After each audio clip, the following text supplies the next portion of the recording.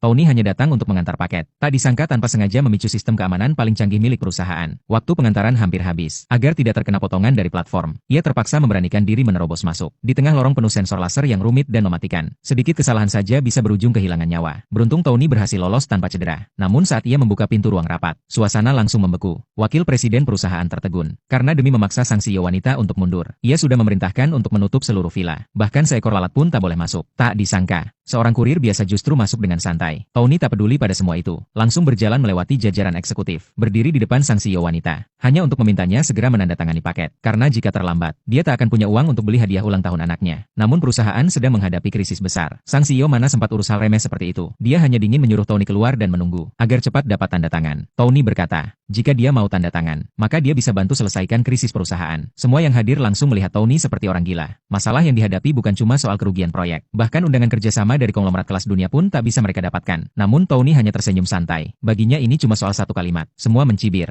mengira dia sedang mengigau. Sang CEO yang tak punya pilihan, akhirnya memberinya waktu 10 detik untuk meyakinkan dirinya. Tony dengan cepat mengungkap bahwa investasi perusahaan sedang dijebak, menyarankan agar segera menarik dana, dan memindahkan investasi ke proyek lain. Jika bisa mendapat dukungan dari konglomerat top dunia, maka proyek itu bukan hanya bisa menyelamatkan perusahaan, tapi juga menghasilkan keuntungan tak terbayangkan. Sang CEO berpikir sejenak, lalu memutuskan untuk mencoba. Wakil presiden malah senang bukan main. Mengejek sang CEO sedang menggali kubur sendiri. Bahkan menyindir Tony, nanti saat dia jadi direktur utama, dia akan gaji Tony 6.000 per bulan jadi satpam. CEO pun akhirnya menandatangani paket Tony. Tony berhasil menghindari denda keterlambatan. Namun tak lama kemudian, Tony mendapat telepon dari rekan kerjanya di proyek bangunan, mengabarkan bahwa gajinya ditahan. Tony langsung meluncur ke sana. Sesampainya, ia melihat semua rekannya berlutut di tanah. Saat ingin menanyakan apa yang terjadi, ia melihat istrinya turun dari mobil mewah milik anak konglomerat. Tony langsung bertanya dengan marah. Istrinya malah melepas semua kedok. Dengan dingin ia mengaku sudah muak hidup dengan pria miskin, seorang kurir rendahan yang bahkan membuatnya jadi bahan tertawaan. Anak konglomerat itulah yang memberinya investasi 10 miliar dari konglomerat top dunia. Istrinya pun menyerahkan surat cerai yang sudah disiapkan. Tony yang sudah melihat wajah asli istrinya, tanpa ragu langsung menandatanganinya, sambil berkata, investasi 10 miliar dari konglomerat itu tidak akan pernah bisa dia dapatkan. Istrinya menertawakannya. Tak tahu bahwa dia sebentar lagi akan menyesal seumur hidup, karena pria yang selama ini jadi kurir adalah pemimpin dari konglomerat kelas dunia. Dulu karena kecelakaan menghancurkan tiang naga sejati, Tony terpaksa menyembunyikan identitas dan hidup sebagai kurir biasa. Ia menikahi wanita itu karena 6 tahun lalu saat tak sadar akibat meminum darah naga, ia bertemu dengannya dan memiliki seorang putri kecil yang manis. Sejak saat itu, ia selalu merasa berutang pada wanita itu. Namun kemarin, ia menemukan bahwa tiang naga sejati telah muncul kembali. Ia pun memutuskan untuk kembali ke dunia bisnis, merencanakan pesta ulang tahun mewah di Hotel Bintang 7 untuk putrinya, dan secara terbuka menyatakan jati dirinya. Ia bahkan sudah menyiapkan dana 10 miliar untuk diberikan pada istrinya sebagai kejutan. Namun tak disangka, kejutan itu justru jadi alasan sang istri mengkhianatinya. Di tempat lain, CEO wanita mendapat kabar baik dari sekretarisnya. Perusahaan tidak hanya lepas dari kerugian, tapi juga mendapat undangan kerja